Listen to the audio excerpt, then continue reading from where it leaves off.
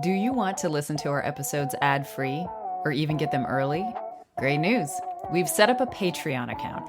Patreon accounts allow you to support your favorite creators while enjoying exclusive perks. TSF patron perks include early releases on episodes, discounts on everything in our shop, and a bonus meditation each month. Go to www.patreon.com/this spiritual fix or go to our website, www.thisspiritualfix.com, for a direct link. Enjoy! Hello and welcome to episode 8, season 3 of This Spiritual Fix. Today we are going to be interviewing Gemma Rain. Gemma Rain is a personal transformation coach with deep insight about when an unhappy relationship can and cannot be salvaged. She also has a deep interest in psychology as well as an intuition that she applies to all of her coaching. We hope that you enjoy the interview. We did.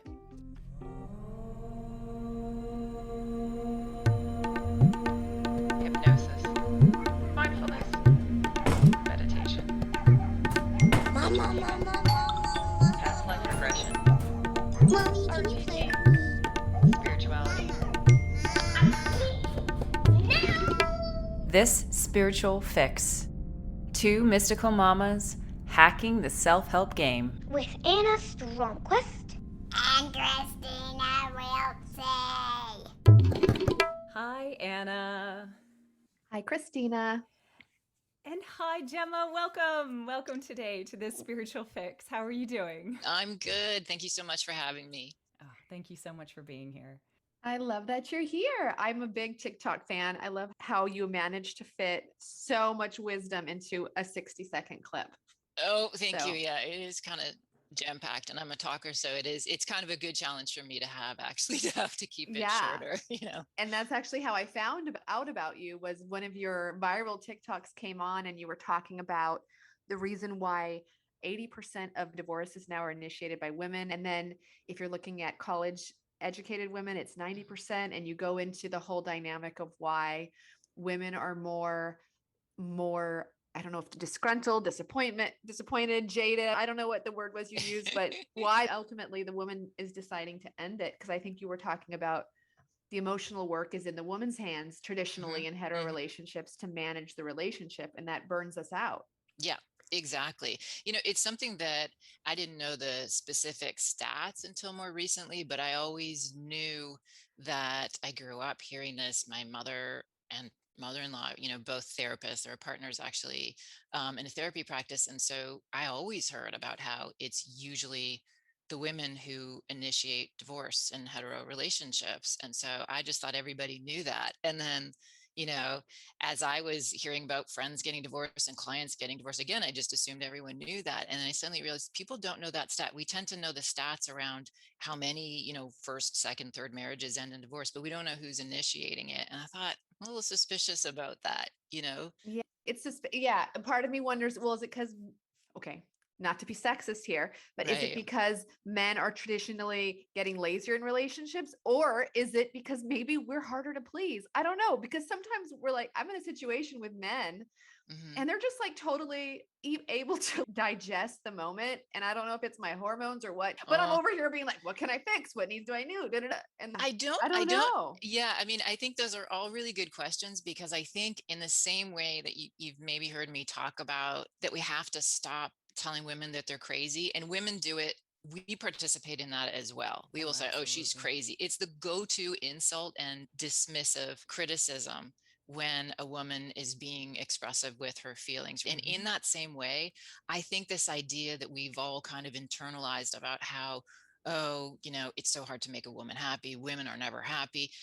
I think that's related to patriarchal values and Yes. messages as Mhm. well. And so I really think it's important to move away from that. I think women can actually be really good at cultivating their own happiness. I think it's more about the fact that we've been conditioned, supported, encouraged to prioritize meaningful relationships from a very young age. You know, young boys are discouraged from that, they're steered more towards independence, competition. We are taught to cultivate these intimate relationships with friends, right? And so we learn the skills. And so women in long-term relationships because of all these opportunities and encouragement, we're monitoring how close the relationship is. And so we're going to be, not always, but more likely to identify when disconnection is setting in Right. faster. I think it's Like the that. canary in the coal mine. Yeah. And so what I notice is that men who have been given many opportunities to understand emotions and talk about them, and it doesn't threaten their masculinity, they will help in identifying when in a partnership they're becoming disconnected. So it's really kind of about opportunities to practice those skills and that mindset.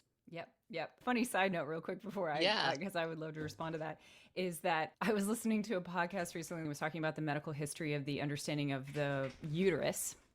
And it was talking about how up until probably the early 20th century, they thought it was wandering. It was described as an octopus that wandered around the body.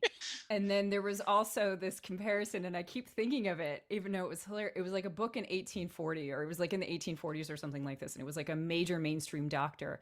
And the way that he described things was, he was like, imagine that you are riding a horse and you're trying to get your horse from point A to point B. And imagine you have two horses. One horse is very well behaved and it'll just walk from point A to point B, and it like minds your directions, and it kind of does everything it needs to.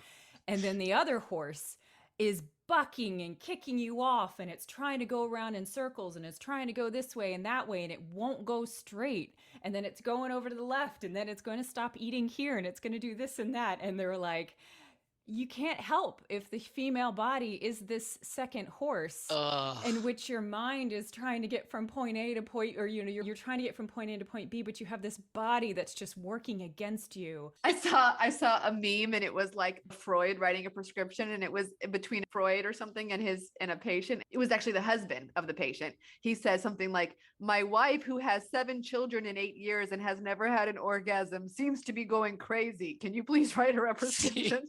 Yeah. But to answer, what you were saying, like, I think that you're absolutely right. I just went to my library and saw a book that was like how to take care and feed your husband for a happy life. Right? And this book is not that old. Burn it. I wanted to go up to the librarians and be like, seriously, do you never call for obsolete texts? Right. But at the same time, like, I believe that probably in the area I'm at, there's probably a lot of people who are still at that place where it is a mothering relationship that women are taught to cultivate with their children and their husbands, right? Yes, which is so destructive to physical intimacy. And yeah, absolutely. Yeah. And you hear about it all the time. And so even if, so many women are saying, I wish, in heteronormative relationships, I wish that my, husband would express his feelings with me, would be more vulnerable with me, so I could have a sense of his inner being.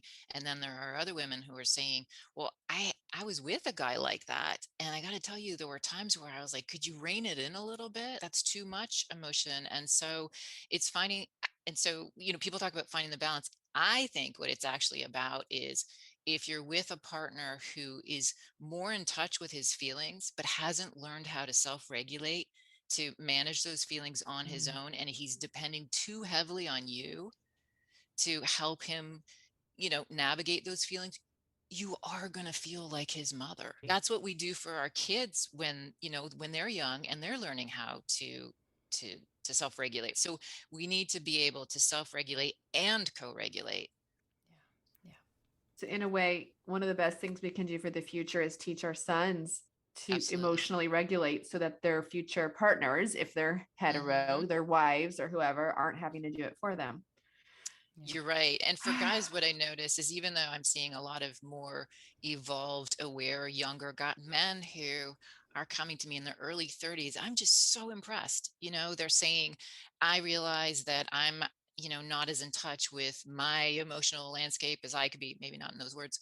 And I want to evolve, and I want to learn relational skills. And they are seeking out and finding the books and the podcasts to learn, to figure out what they can do differently. I mean, that is so impressive to me. And yet society still calls on them to compartmentalize their emotional intelligence, which is really disturbing. I mean, my son is now 20, but when he was a lot younger, one time he was talking to me about some struggle he was going through with friends.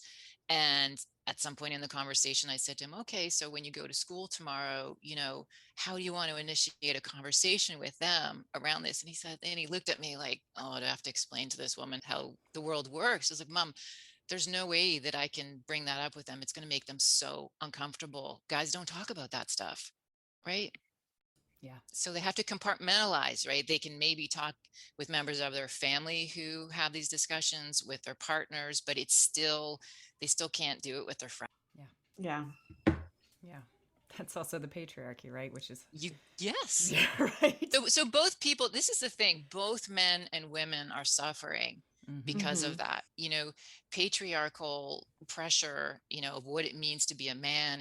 I like Bell Hooks kind of description of patriarchal masculinity. I don't really love the talk about toxic masculinity, just because I think automatically it's insulting. If somebody started talking about toxic femininity, my guard is up a little bit already. Yeah, so I like the combination of, patriarchal masculinity, and then also feminist Liz Planck's description of mindful masculinity.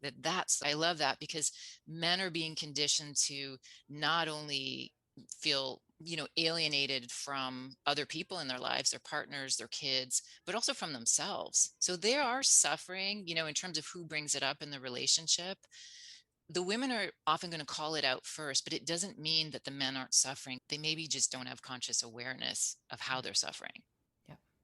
Yeah, absolutely. It's almost like the masculine, we before the episode we were talking a little bit about the divine masculine, divine feminine that exists within us. It almost feels as if the divine masculine is suffering from overexposure because of the patriarchy. I know that seems like a strange distinction. Tell me more about what you're thinking. Just how when something is allowed too much reign and doesn't have that balance, it can kind of grow in a way that is it kind of overgrows, right? It's like it needs its checks and balance with the other part of it. So that's, and so then you see that interesting thing. I don't know. That's me going down a rabbit hole in my like a weed that's not getting pruned or something. Yeah, kind of like a weed that's not getting room, something like that. I don't know. All of this exists in balance. Nature is looking for a balance in all things, and we haven't allowed that balance to happen. So we're seeing it in all the people around us and all of our relationships.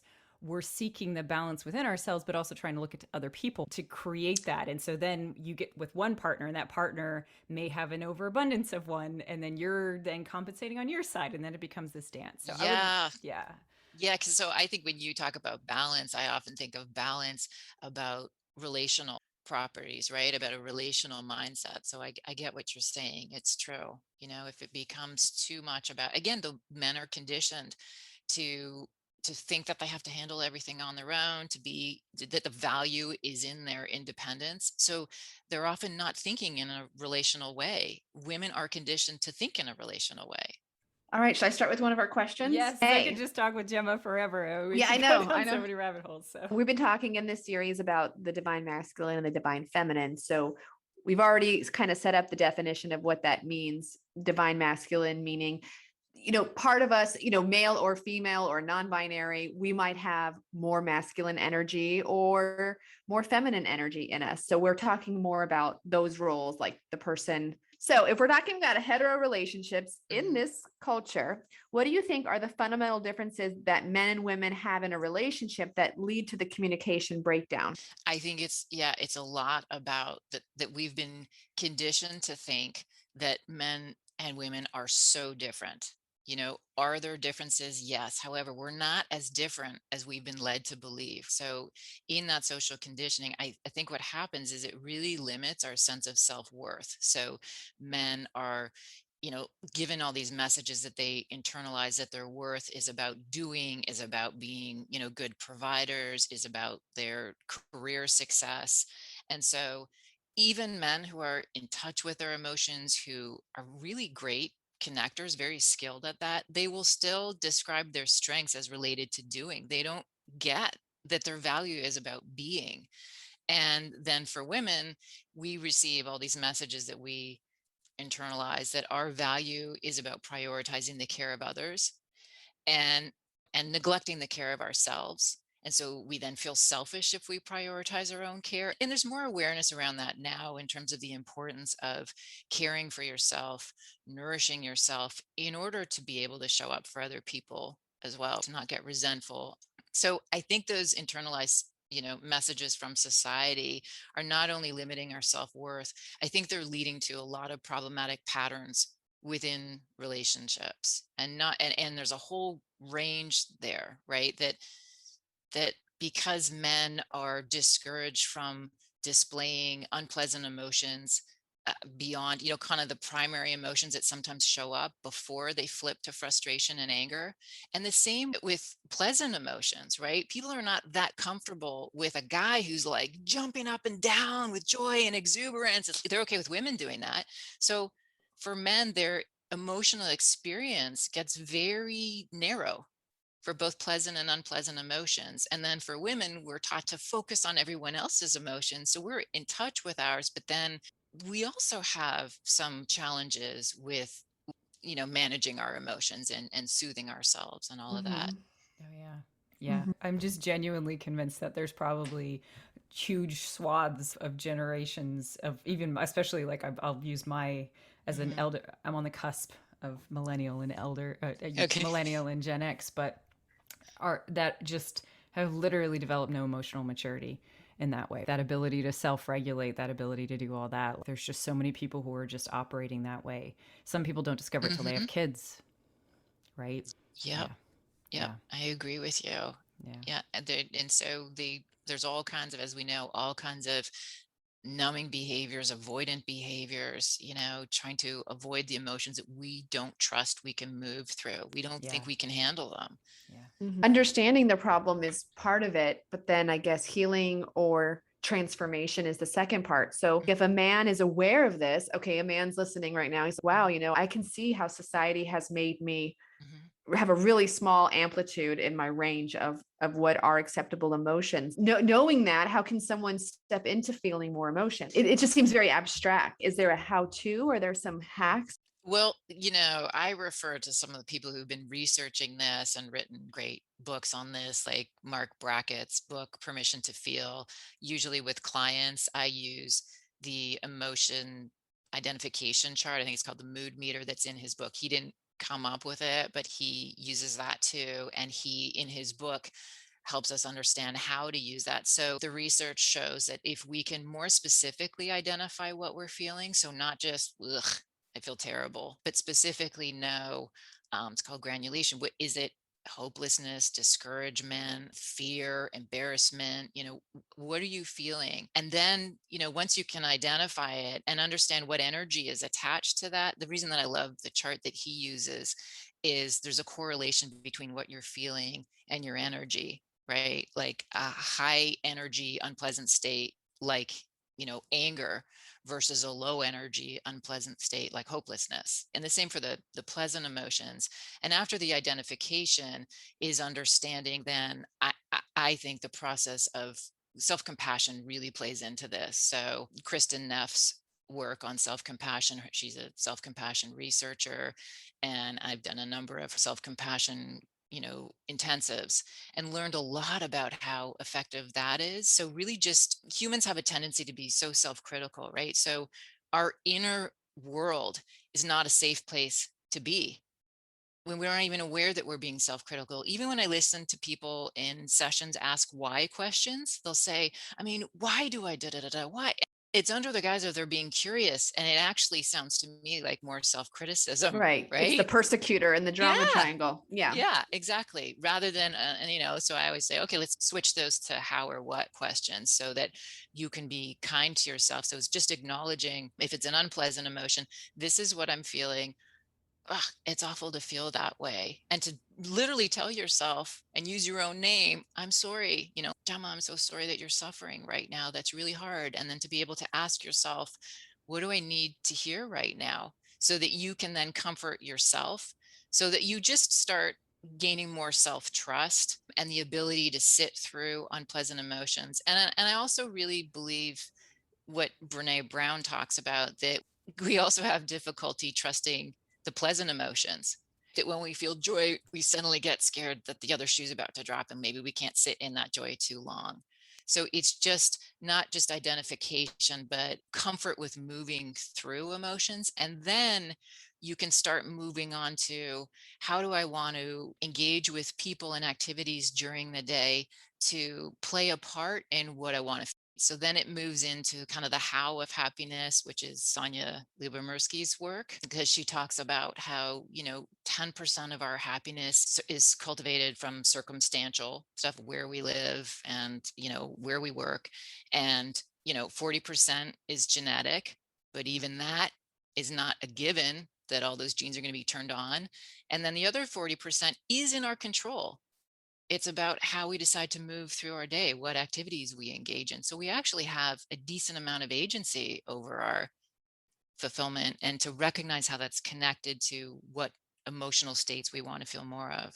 That's fascinating. What's the other 10%? That's a good question. Is it food? Just kidding. Yeah, food's a big one for it's people. Probably in my case, it's water. Did I drink water? No, you know today? what it is? I stated it wrong. It's that 50% is genetic. That's what it is. Yeah. But because of epigenetics, in terms of our environment and our experiences, that's going to affect how those genes are turned on. Yeah, that's fascinating. So that's for men or women struggling with emotional breadth. And then what about the people who are chronically empaths, and feel like they're being leached energetically? That's more of the feminine, Yeah. Again, because of the messages that we're given, that's our worth. So when you start recognizing that your worth is not just about how you show up for other people, how you help them, how, are taking responsibility for their emotional states, as you start identifying your worth in other ways, you'll start pulling away from that a little bit in terms of being able to set different boundaries. You will have less of a desire to be draining yourself in that way, because it's in part, we're kind of, we're trying to secure our love.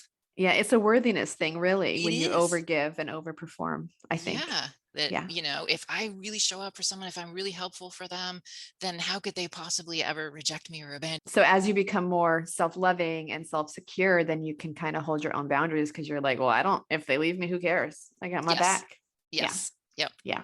Okay. Exactly. I was just reflecting because, one of the things I talk about a lot on the podcast and everything is how I feel more the masculine expression. And then when I have to go into the mother role, I find it's very difficult for me to switch between the two. And so it's almost like that within my own compartmentalization, I have a difficulty with doing that. And so what I've tried to do is cultivate a mixture between them so that my masculine isn't quite so starkly, so it doesn't feel like such a jarring switch between the two, if that makes sense.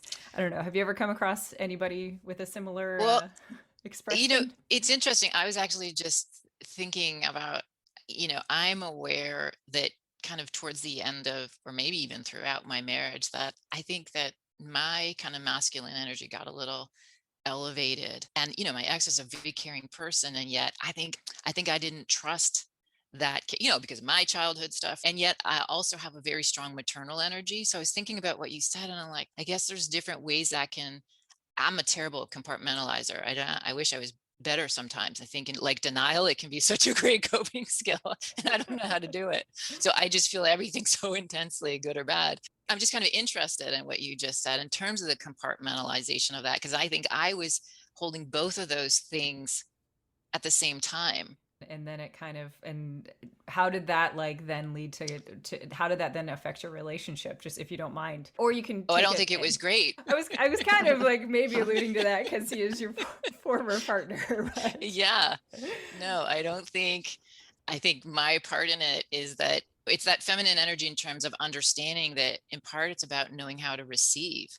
And trusting that the other person will give in that way. And so you hear all this talk about, Gary Chapman's love languages, and so many men, I cannot tell you how many men in sessions will say, well, my love language is acts of service. I don't know that it is. I think that you've been conditioned to think that way. And so you see this a lot in relationships, right? So I could see with my ex, very kind man, a talker. I mean, we were really connected for a number of years, and he might have said that his love language was acts of service. We never had that conversation because he would how he would book appointments and he would, all that kind of stuff. In terms of the emotional care, I think I never learned, again, an empath trait, how to really trust it and let myself receive it and let that person give it however they're going to give it. And so I think I would kind of put up some armor of, I got it. I can take care of my, Yeah. No, that makes a lot of sense.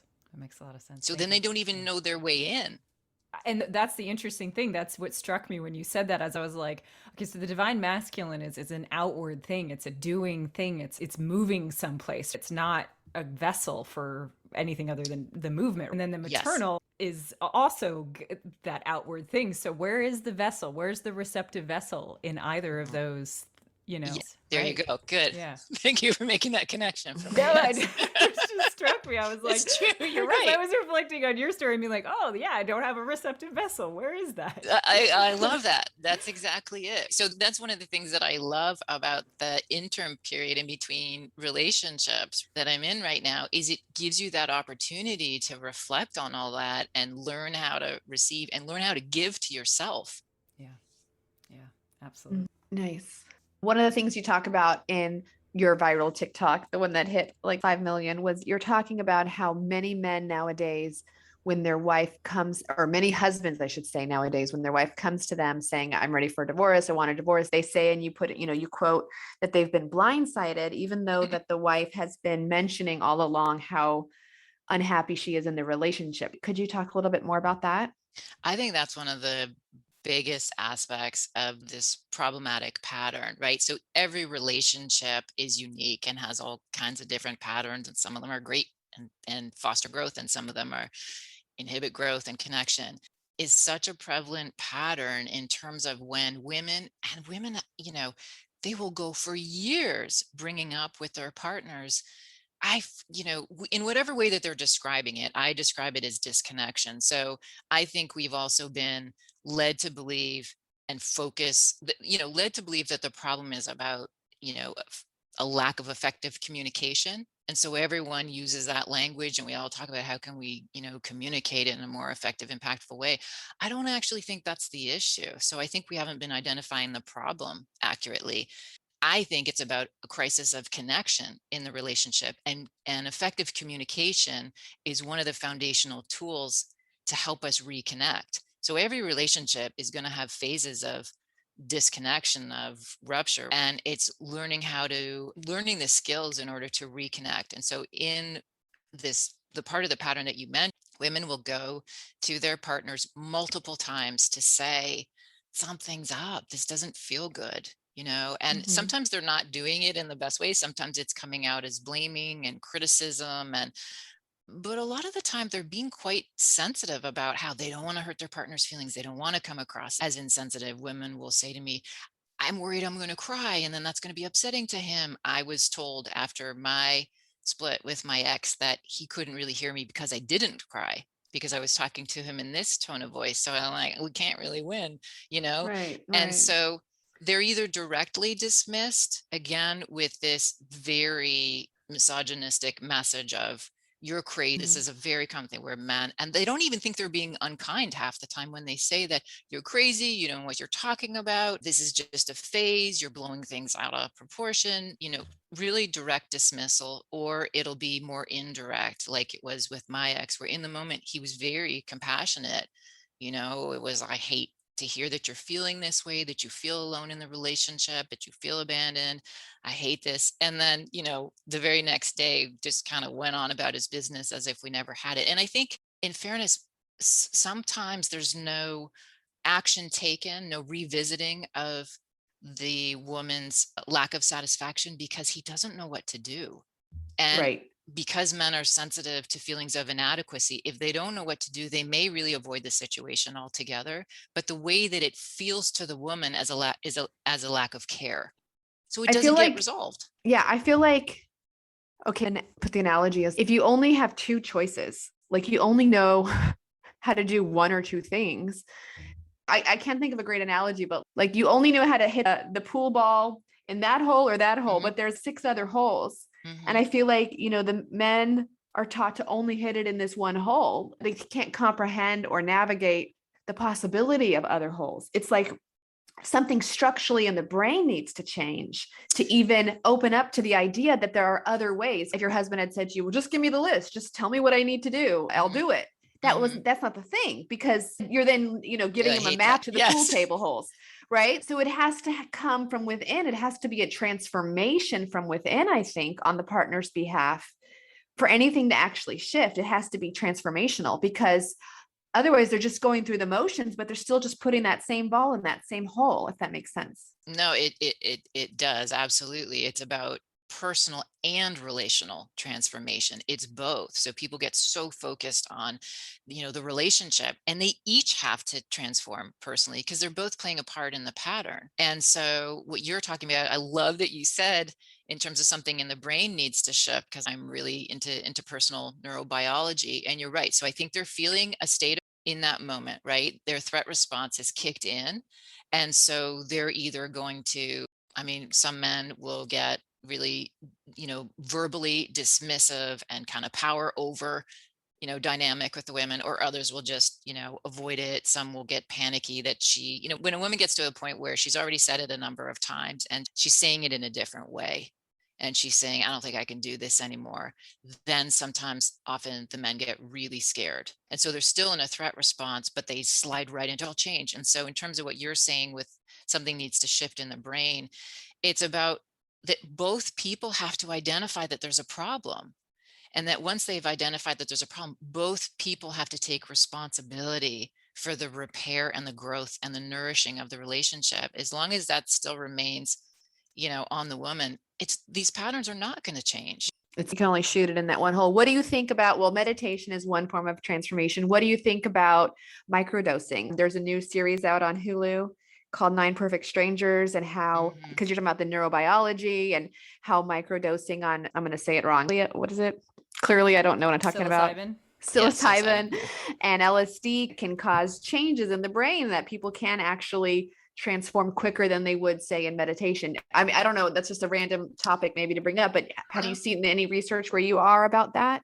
Yeah. I'm always kind of open to learn more about, current practices. And at the same time, it's like this whole thing about like hacks, life hacks, spiritual. I'm not really, a big fan of that idea of bypassing spiritual bypasses, those kind of invest in the growth. I'm not saying don't, if you want to try it, go for, I know a lot of people, not a lot, some people who have tried ayahuasca, and I listen to the stories of it, and I'm like, you're trying to, most of the people that I know, and they will, even though they maybe enjoyed the experiences, they will get to a point where it's like what they gained from the ayahuasca experience, they didn't then integrate in a transformational way. And so I'm like, it just feels a little bit like bypassing the psychological growth to me. Yeah. Trying to take a shortcut. Yeah. Can I ask a question about relational versus personal? Because I've had a lot of conversations with women, whether they're friends or clients, and it's interesting because I feel like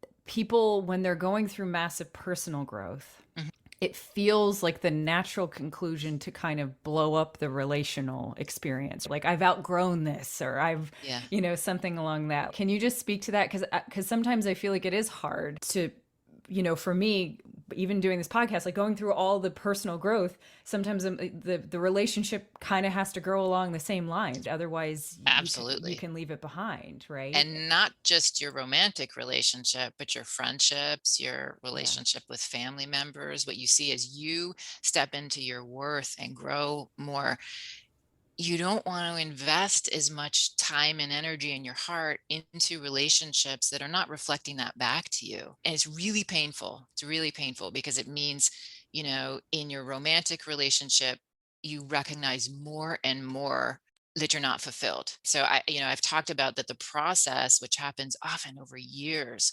with women leaving their long-term relationships, is that they slide in and out of clarity and self-deception, because they don't want to leave. So they have clarity of like what you're saying, I've outgrown this, as they've been investing in their own personal growth. So they'll feel, another one of the patterns, they'll feel unfulfilled for quite some time. They will then start investing in their personal growth. And if their partner isn't doing the same, they're going to go in different directions, right? They start to speak a different language. They have different, awareness, different relational skills, different, personal growth skills. So yeah, that does happen a lot. That's why both people, I think for life, I wish people could understand this, that for life, it's beneficial to invest in our personal growth and relational intelligence and growth. Yeah. No, that's a really good point, because it's a careful balance. It It's really tough. is. Yeah. Yeah. So you'll see women in a lot, some of the women that I'm working with, they will be in so much pain because they're trying to motivate their partner to invest in his own growth. Yeah. And they're so discouraged, and you can't. It's gotta come from his own intrinsic motivation. And maybe that, like you were saying, like that moment when you say it in a different way, Mhm. and maybe their reptilian brain turns on, or and they're like, oh God. Yes, absolutely. And There are then It people. fascinates Yeah. me sometimes when you just like give an analogy Mhm. and they're like, oh, now I get it. I'm like, I've been saying that for 12 years or 5 years or whatever. But when I gave it an analogy, Yeah. it's fascinating to me. Yeah, you're right. Sometimes it's a different way of understanding this. I think the other thing that's kind of woven into this whole pattern that people don't like to talk about, but that, if you've been raised in a patriarchy, entitlement is part of it. And both women and men kind of collude in that. So, and the evidence of that is once she decides, I can't do this anymore, I've been saying this over and over again, and I have to leave, the anger, now, of course, some anger when you feel betrayed, when you feel abandoned. At the same time, there's a lot of anger around, how dare you leave me? Entitlement really kicks in. And so I do think that's playing a part. And again, it's not to vilify men. They've been, like steeped in patriarchal messages, right, around male privilege. So when a woman is saying, I'm not happy, I think entitlement is also playing into that in terms of them, not really getting that she might leave if it doesn't change. Yeah. Yeah. Because So yeah. Go ahead. go ahead, Chris. Did you want to? No, I didn't. Nothing. So here's a question. When do you know that the relationship is beyond repair, that you have done all your internal transformation or your partner has, and you're just, I guess the question is, when do you know you're not happy enough, or when do you know the relationship is over? It's so different for each person. However, there's often some final moment, like I call it kind of the straw that broke the camel's back moment. And it could be something really little that doesn't even register for your partner. And, the woman goes, oh, I see what's going on here. I can't do this. And she sees things through a different lens. So as in that process of clarity, of vacillating between clarity and self-deception, she still is kind of building up her clarity. It just gets, masked. And then she gets to a point where she just kind of, it's a long process of growth for her. And and some people will be in that for years, and others it's, some people it may be 10 years, for some it may be 2 or 3, but you just do get to a place of inner knowing where you're like, I don't want to invest in this anymore. Yeah. It's like you almost stay in clarity, or the difference between self-deception and clarity gets, Yes. there's very little difference between them. So the Yep. vacillation doesn't, they're Yep. all on And the then other side of, I'm going to leave you. yeah, and then and it's so hard, it is so terrifying to come forward and say that. And then once it's out of your mouth, you're thinking, oh, am I gonna, did I really just say that? Am I gonna stick with that? And then what you recognize is this, so many women describe this, and I went through this feeling of levity. And so it's really confusing to your partner, because it looks like you're just suddenly skipping down the street when you're about, and you're still in pain, but you're telling your truth and you're not deceiving yourself anymore. So you do feel lighter, and it also validates even more, this is the right decision for me. Yeah. Yeah. No, that's good. Thank you. So another question I have could be, what can a conscious man do to prevent the marriage from dying? Or I guess he can only work on himself. Maybe I'm answering my own question. He can really only focus on himself. Or are there things a man can do to prevent the death of a relationship? And then I'll ask the same question for women. Yeah, I think it's both. I think it's investing in his personal transformation and in the relational transformation. And it would be great if from, earlier on in the relationship, both people decide to invest in the growth and the nourishment of the relationship so that they can then navigate some of the ruptures together, so that it's not on the woman to monitor how close they are and then what to do about it, and then how much progress they're making, and then motivate her partner to invest, all of that. And men with higher emotional intelligence who have grown up around people talking about aspects of relational intelligence, they just kind of jump in to do this more naturally. Yeah. It's interesting. I saw so much of our influences from social media. Oh, I just heard this. I don't know if it's true or not, but I'm going to tell you the story anyway, because maybe we just have a zillion archetypal stories now as opposed to just 12, in this day. It was just a story about a couple who they were both in really bad spots, but they were together and they're just like, we're going to go away for 2 years. And they just, I don't know if they had planned it for 2 years. And then as they came back, they had done their work, but in that case they had to separate. They had to separate with the plan to get back together, but it was what was necessary for them to do the work they needed to do for the personal work, so that then they could come back together as in the healthy relationship, and then concentrate on the relational work. Because it is so difficult to shift patterns like these reinforcing feedback loops in relationships, right? That each person is playing a part in. And the more one person A does something, it affects person B in this way. Then person B does something that affects person A even more in that way. And it's really tricky to shift them when they've been going on for decades. Yeah. No, that's it's just an interesting prospect for me to think about it in terms of, because I think of community and then personal work, like I think of the inner work and the outer work, but in this way, I don't know, you've given me a really good perspective on that. Thank you. It's both. Yeah. Like we really need both. Yeah, we absolutely do.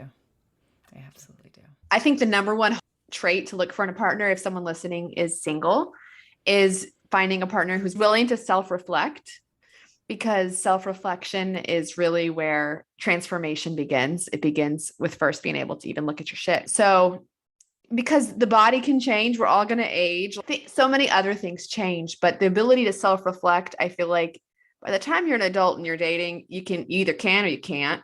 So that would be my number one trait to look for. What would you say are the best traits to be looking for in a partner, to anyone listening who's single? Again, because I think kind of relationally, I think in terms of paying attention to the interplay between the two of you. So I agree with you that self-reflection and awareness and a growth mindset and all that is really important.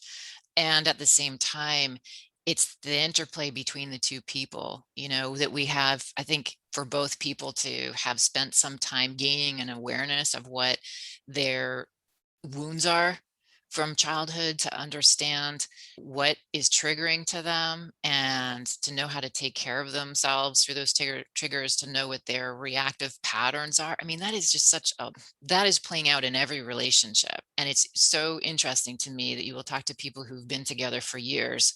And when I ask them that question, right, in couples coaching, and they look at each other and they don't know what each other's triggers are. They don't know what their own are. They may have some awareness around stuff that happened to them in childhood, but they haven't connected it to their relational pattern. So in terms of must-haves for a person, I think it's also very personal, based on what the intersectionality of everything, what your experiences have been, what would feel really painful for you and what would feel good for you. I mean, I think of in terms of what's growth fostering, what adds to your self-worth, and an interplay with someone else that is additive to your self-worth and your fulfillment, paying attention to how you feel when you're with this person. Yeah, I love that. Thank you. That makes a lot of sense. I have 2 questions. Can you tell us about your coaching, about your life coaching business, and kind of what you offer for that, so that we can let people know if they're interested, and also just because I'm curious? So I take an approach from a desire to shift the growth paradigm which currently exists, which is that growth is linear. I think that's problematic. I think it leads people to be self-critical. It's based on like childhood development, right? The way that children develop, because the way their brain is developing. And I think that growth is more fluid and associative. And so in thinking about that, I got really fascinated by the structural integrity of a web, of the orb web, because what came to me was like, that's what I think growth is about. And so the more research I did on that, the more I really understood that like a web is a damage tolerant system that, the spider thinks that the damage is localized, and she I doesn't just let love that that. damage sit. She scurries over and she repairs it. And each strand in the web it's made of a different type of material. So that adds to the structural I'm getting integrity. chills because You just are? yesterday I had a vision of a spider web You did? being the analogy of how we relate to people. So Oh, it's so I'm so happy beautiful. you said that, because sometimes I think Yes. people are like, what? No, because I was thinking how we're all attached to people in so many Yes, different ways, yes, and they can pull on different strings and we can pull on others, and how we're all yes. attached. And if you have beef with one person over here, it's not isolated. I Everyone on the agree. web is affected by that dynamic. I agree. So I call it my web of well-being. And so for me, I'm also very intuitive. So when I'm working with people, I'm going to focus on what they're bringing up in that session. But overall, in terms of the different components of that web, there are the anchoring threads, which I really think is your relationship to yourself. So just as an example, expanding your self-worth, the skills of secure attachment with yourself, self-compassion, self-regulation, self-directed neuroplasticity, right? All of that to improve the relationship with yourself, and then to identify your core values and understand if you are in alignment with them, where they may be being compromised. And then the interesting thing, the other thing I love about a web is that what adds to the strength of it is actually that it has a second frame in it. And without that frame, it wouldn't be able to, withstand gale force winds and all of that. It appears quite fragile, but it's not. It's so strong. Flexible, and so but exactly. And it's flexibility that also adds to its strength. And so when we get very rigid, we get very narrow-minded, right? We move away from innovation, creativity, growth. And so we also want to be flexible in the way that we respond. And in terms of that second frame, I really think of that as our interactions with other people, as our relational intelligence. And then also work with people on identifying their strengths and really understanding. For most people, I find that some of the things that their strengths that they're leading with are actually different, are actually, adaptive strategies to trauma. Yeah. And so then that means that in leading with those strengths, it's not actually as fulfilling to them. And then some of the strengths that they had as young children were shut down. We're told that they weren't as valuable. So some of that work, and then all the behaviors and practices that kind of connect all of this, so that people move towards a greater sense of well-being, an understanding of what their inner resources are, and that they can tap into those inner resources at any point in time. And yes, an assessment and an expansion of external resources and the interplay between the two. But I find that people tend to neglect the inner resources that are always there. They don't even know what they are. The other question is, I'm just so called to ask about what the lion on your website represents. Oh, if you could see where there's lions all around. Are they really? Yeah.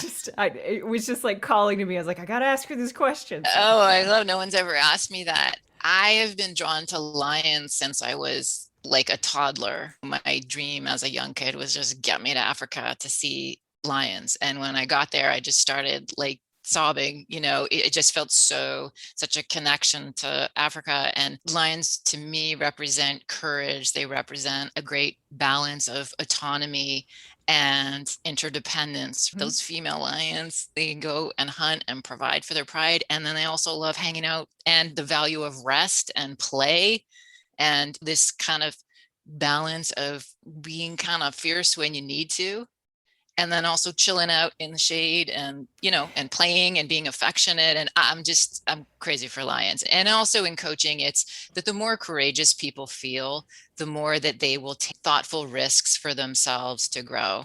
Yeah. No, that's wonderful. Thank you. That. For those of you who would like to see this line and would also like to see what Gemma has to offer, her website is JEMMA RANE coaching.com. And that's all one word. GemmaRainCoaching.com. Coaching, So yes. I had a quick question because you talked about your philosophy and the web, but when people work with you, I'm just curious how it works. You give them homework, you give them meditations, you chat, like what does it kind of look like? Yeah, it's a combination of what they're bringing to me in session based on, what's happened for them in the last week, and the integration of the insight that they gain in session with how they then put that into play, with assessing situations in a different way, with self-reflection, with pushing themselves out of their comfort zone to respond to other people in different ways. And so, yeah, it's a combination of, I do give homework that is, sometimes it's written exercises to pull out more insight from them, and also just practical exercises in terms of action steps to connect with the insight. Okay. Awesome. This has been a great conversation. This is one of my favorite interviews. Oh, thank you. It's been very fun to speak with both of you. Yeah, absolutely. Yeah. Thank you so much, Gemma, for your time. We really appreciate that and all of your insight today. Thank you. Yours so much. too. I love how collaborative this felt. Yes. Thank you. If you enjoyed this episode and are interested in working with Gemma, you can go to Gemma Rain Coaching. That's GEMMARANE coaching.com. Have a great day. And remember, humility, gratitude, acceptance, done. Hi, Christina, co-host of This Spiritual Fix. Has listening to our podcast stirred up something for you with the primal wounds? The good news is you have access, and that is the first step to transforming these wounds. We created support packages to help you through this process, and they're available on our website, www.thisspiritualfix.com. These packages were designed by Anna and I, combining techniques and hacks from our own experience working through our own wounds. Each packet contains a workbook and 2 meditations, one about forgiving those who have wounded you, including yourself, and one about reprogramming old beliefs. You can buy an individual support package, or for those next level processors, all 5 packets: abandonment, injustice, rejection, betrayal, and humiliation. Available on our website and our shop.